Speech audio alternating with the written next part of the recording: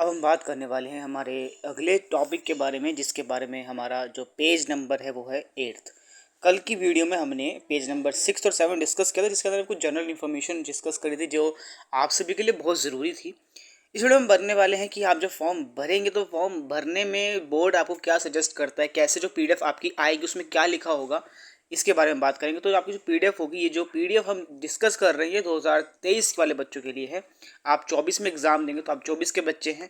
आपकी पीडीएफ अभी तक नहीं आई है, आपकी पीडीएफ सितंबर में उम्मीद है आ जाएगी। सितंबर फॉर्म के साथ ये पीडीएफ आती है, इस पीडीएफ में सारी जानकारी होती है, लेकिन हम इसको पहले से डिस्कस करें ताकि हम पहले से प्रिपेयर रहेंगे कि क्या क्या रूल्स हैं, कैसे हमें फॉर्म भरना होता है। सबसे पहले हम बात करने वाले हैं category fail, essential repeat, compartment या फिर इंप्रूवमेंट ऑफ परफॉर्मेंस, चारों के लिए। अगर आप एसेंशियल रिपीट है, आपकी कंपार्टमेंट है, आप इंप्रूवमेंट एग्जाम देना चाह रहे हो अगले साल, तो आप सभी को ऐसे ही फॉर्म भरना है। सबसे पहले लिखा हुआ है, देखो, details of candidates name, father या guardian name, mother's name will be auto generated in online system in respect of those who have appeared in the board examination held in 2022। आपको इसको ईयर को बदल के 2023 कर देना है, क्योंकि आप 24 में एग्जाम देंगे। ये कह रहे हैं कि जो बच्चे 2024 में एग्जाम देंगे और जब फॉर्म फिलअप करेंगे तो उनका अपने आप ऑटो जनरेटेड सिस्टम, मतलब सिस्टम के अंदर पहले से ही सब कुछ फीड रहेगा, जैसे कि बच्चे का नाम, फादर नेम, मदर नेम सब फीड रहेगा अगर उसने 2023 में एग्जाम दिया है। लेकिन ऐसे बच्चे जिन्होंने 2023 से पहले एग्जाम दिया है, पीरियड टू 2023 है ना, उनको ध्यान रखना पड़ेगा कि उनको अपना डिटेल्स खुद देना पड़ता है। ठीक है, वो इसमें साफ साफ लिखा हुआ है।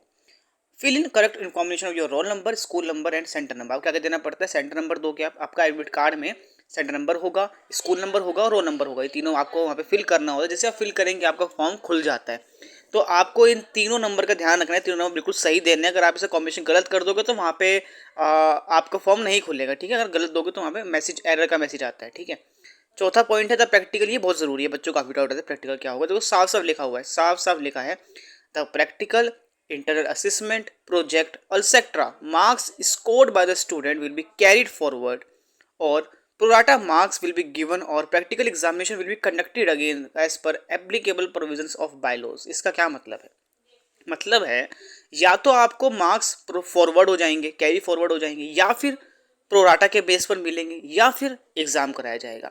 अब पहले हम बात करते हैं किसको कैरी फॉरवर्ड होंगे। कैरी फॉरवर्ड उनको होंगे जो बच्चे प्रैक्टिकल में इस साल पास हैं, चाहे वो कंपार्टमेंट के हैं, चाहे वो एसेंशियल रिपीट के हैं, चाहे इंप्रूवमेंट के। अगर आपने 2023 में बोर्ड एग्जाम दिया है और आपके स्कूल वालों ने आपको प्रैक्टिकल में पास किया है, भले ही आप थ्योरी पास हुए हैं, नहीं हुए हैं, कम मार्क्स आए हैं, उससे कोई मतलब नहीं है। प्रैक्टिकल अगर पास करे थे तो ये मार्क्स आपको कैरी फॉरवर्ड कर दिए जाएंगे, आपको यही मार्क्स वापस मिल जाएंगे अगले साल में। आपको दोबारा एग्जाम देने की जरूरत नहीं पड़ेगी प्रैक्टिकल की। ठीक है, तो प्रोराटा बेस क्या होता है, प्रोराटा जो होता है, प्रोराटा का मतलब है कि आपकी जो थ्योरी के नंबर है उसके बेस पे आपको मार्क्स मिल जाते हैं। ये किसके लिए है, उनके लिए जिन्होंने 2023 से पहले एग्जाम दिया है। जिन्होंने 2022 में एग्जाम दिया है, 21 के बच्चे हैं और 2024 में एग्जाम दे रहे हैं, अभी तक बोर्ड एग्जाम देने की ट्राई कर रहे हैं, 2024 में एग्जाम देंगे और पास हो जाएंगे, तो उनको जो प्रोराटा के मार्क्स मिलते हैं वो थ्योरी के बेस पे मिलते हैं। यानी कि जिन्होंने, मान लो उनके 100 नंबर का पेपर है, 100 में से 80 नंबर का थ्योरी है, 20 नंबर का प्रैक्टिकल है, तो 80 में से मान लो उन्होंने मार्क्स गेन करे 40, तो 40 जो होते हैं वो तो 80 के 50% होते हैं, 50% मार्क्स आए उनके थ्योरी में, तो उनको प्रैक्टिकल में भी 50% दे दी जाएंगे। यानी कि 20 में से उनको 10 ही मार्क्स मिलेंगे, 20 में से 10 मार्क्स देगा बोर्ड उनको, क्योंकि वो प्रोराटा के बेस पर है, तो थ्योरी के बेस पर दिए जाते हैं, तो उसमें मार्क्स कम रह जाते हैं। तो वो किसके लिए, जिन्होंने पहले एग्जाम दिया था बोर्ड से पहले, 2022 से पहले एग्जाम दिया है, उन सभी के लिए। तीसरा जो है वो है कनेक्ट किसके लिए है, कंडक्टेड उनके लिए जो प्रैक्टिकल में फेल थे। ऐसे बच्चे जिन्होंने प्रैक्टिकल में पास नहीं हुए हैं, इनका आरपी है, आरपी का मतलब है रिपीट इन प्रैक्टिकल। ठीक है, या फिर आरबी है, रिपीट इन बोथ, दोनों ही बच्चे आरपी और आरबी वाले, उनका प्रैक्टिकल एग्जाम दोबारा कंडक्ट होगा। कहाँ पर होगा, एग्जाम सेंटर पे होगा, जहाँ पे आपका सेंटर है वहीं पे एग्जाम लिया जाएगा। आई होप ये पॉइंट्स आपको समझ आ गए होंगे। फिर है for those appearing under category fresh female physically handicap Delhi, Delhi वाले बच्चों के लिए है, जो फीमेल्स है दिल्ली की, जो पहली बार अप्लाई करेंगे, या फिर जो फिजिकली हैंडीकैप बच्चे हैं उनके लिए कुछ अलग सब्जेक्ट्स होते हैं जो उनको चूज़ करने होते हैं। सेकंड पॉइंट है marks obtain theory examination will be converted to be out 100 marks through computer programming the subject having under, वही बात है जिस सब्जेक्ट में इंटरनल असेसमेंट होगा उसमें से 100 नंबर में से 100 में से कितने आपके मार्क्स आए उसी हिसाब से आपको इंटरनल असेसमेंट दे दिया जाएगा। जो भी आपके मार्क्स आएंगे थ्योरी में वो उसी आपको प्रैक्टिकल में दे दिए जाएंगे। ये भी बी वाले जो बी कैटेगरी के बच्चे हैं उनके लिए है। अगली कैटेगरी के जो बच्चे हैं वो है एडिशनल सब्जेक्ट। एडिशनल सब्जेक्ट वो होता है सब्जेक्ट है। अब आपका मन करेगा कि मैं तो फ्रेंच पढ़ूंगा, मैं तो जर्मन पढ़ूंगा, मैं तो जर्मन पढ़नी है। तो जर्मन पढ़ने के लिए तो अब आपके पास जर्मन सब्जेक्ट नहीं है, लेकिन आपको जर्मन पढ़नी है तो आप पढ़ सकते हो। आप एडिशनल सब्जेक्ट के लिए फॉर्म भर सकते हो।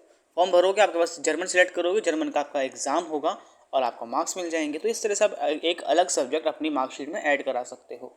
लेकिन ये वही सब्जेक्ट ली जा सकते हैं जिसमें प्रैक्टिकल मार्क्स नहीं होते हैं। जैसे कि जर्मन में प्रैक्टिकल नहीं होता है, लैंग्वेज है ना, प्रैक्टिकल तो होगा नहीं। लेकिन मान लो कि बच्चा आता है कि मैं तो मैथ्स पढ़ के आया हूँ, मुझे तो बायोलॉजी पढ़नी है। अब बायोलॉजी तो आप नहीं ले सकते क्योंकि बायोलॉजी में होता है प्रैक्टिकल, तो वो हम नहीं चूज़ कर सकते हैं, ठीक है। एडिशनल में ये आप NOS वगैरह में दे सकते हो क्योंकि वहाँ प्रैक्टिकल एग्जाम लिए जाते हैं। इसमें एडिशनल सब्जेक्ट में आप नॉन प्रैक्टिकल सब्जेक्ट ही लेते हो। वैसे ये सही रही है, ऐसा इसको चेंज करना चाहिए। एडिशनल सब्जेक्ट में इनको प्रैक्टिकल वाले देने चाहिए, क्योंकि वो आप एग्जाम सेंटर पर प्रैक्टिकल ले लो बच्चे का, लेकिन ये देते ही नहीं है ऑप्शन। CBSE वाले सिर्फ कोशिश करते हैं कि वही सब्जेक्ट दिए जाए बच्चों को जिसमें प्रैक्टिकल ना हो। तो नॉन प्रैक्टिकल सब्जेक्ट्स ही आपको लेने पड़ते हैं, ठीक है। और वो सब्जेक्ट लेने पड़ते हैं जो आपने पहले कभी नहीं लिए हैं, ठीक है। देखो लिखा है ना, any one subject from the list of subject in annexure 5 which was not taken earlier. कोई पहला सब्जेक्ट ना लिया हो और जो भी आप नया सब्जेक्ट लेंगे वो लिस्ट में से ही ले सकते हैं। एक लिस्ट होगी सब्जेक्ट की, उसमें से ही ले सकते हैं। फिर दूसरा पॉइंट वही है कि जो थ्योरी मार्क्स आएंगे वही आपको इंटरनल में दे दी जाएंगे। इंटरनल का मतलब जैसे आपने मैथ्स ले लिया, अब मैथ्स में तो अब इंटरनल मार्क्स होते हैं। 20 नंबर का इंटरनल होता है, 80 नंबर की थ्योरी होती है। तो आपको 80 नंबर के जो मार्क्स आएंगे वही मार्क्स आपको मैथ्स में दे दिए जाएंगे अगर आपने एडिशनल सब्जेक्ट मैथ्स को लिया है तो, चाहे वो जर्मन हो चाहे वो फ्रेंच हो, कोई भी हो, ठीक। ये आपके लिखा। इसके बाद एक और अगला आप देख सकते हैं, ये है आपका फोटो के लिए बहुत ज़रूरी है बच्चों के लिए कि फ़ोटो कैसे अपलोड करनी है। Photo should be in full colour and of high quality to avoid any visible pixels. Colour full colour होने चाहिए, हाई क्वालिटी में होना चाहिए तो कोई पिक्सल्स ख़राब ना हो। फोटो जो होनी चाहिए वो लास्ट 6 मंथ्स की होनी चाहिए। ये कहने की बात है, आप अपने 1 साल 1.5 साल पुरानी भी लगा सकते हो, कुछ पता नहीं चलता है। अच्छा, हेड शुड भी सामने देखना चाहिए आपको, सेंटर्ड हो, है ना। और ये सब तो आपको पता ही है, आप पढ़ ही लोगे, ठीक है। स्माइलिंग सब दे रखा है कि बैकग्राउंड सॉलिड कलर का हो, आइज़ खुली हुई हो, ग्लासेस ना पहने हो। अगर आप नहीं पहनते तो ग्लास नहीं पहनने हैं, और पूरा फेस साफ दिखना चाहिए। तो ये इंपॉर्टेंट चीज़ थी आप सभी के लिए। आई होप ये चीज़ आपको समझ आ गई। उसके बाद जो नेक्स्ट वीडियो में हम आगे के जो इंपॉर्टेंट कीज़ हैं, इंपॉर्टेंट पॉइंट्स हैं PDF के अंदर, वो हम अगली वीडियो में बात करेंगे। कोई डाउट है तो कमेंट कीजिएगा, चैनल पर तो सब्सक्राइब कीजिए, वीडियो को लाइक कीजिए, और टेलीग्राम पर तो ज्वाइन कीजिए। टेलीग्राम को डिस्क्रिप्शन में दिया हुआ है, टेलीग्राम पर जाओ, ज्वाइन करो। और कोई डाउट तो आप कॉल भी कर सकते हैं। कॉल करने के लिए आपको डाउनलोड करना कॉलिंग फॉर ऐप के डिस्क्रिप्शन में दिया हुआ है, आपको डाउनलोड कीजिए, वहाँ पर ID सर्च कीजिए रेगुलर क्लासेज @CM4। जैसे आप ID सर्च करेंगे आपको चैनल मिल जाएगा, वहाँ पे आप जाकर सीधा कॉल कर सकते हो, कॉल कर पूछ सकते हो। Thank you so much.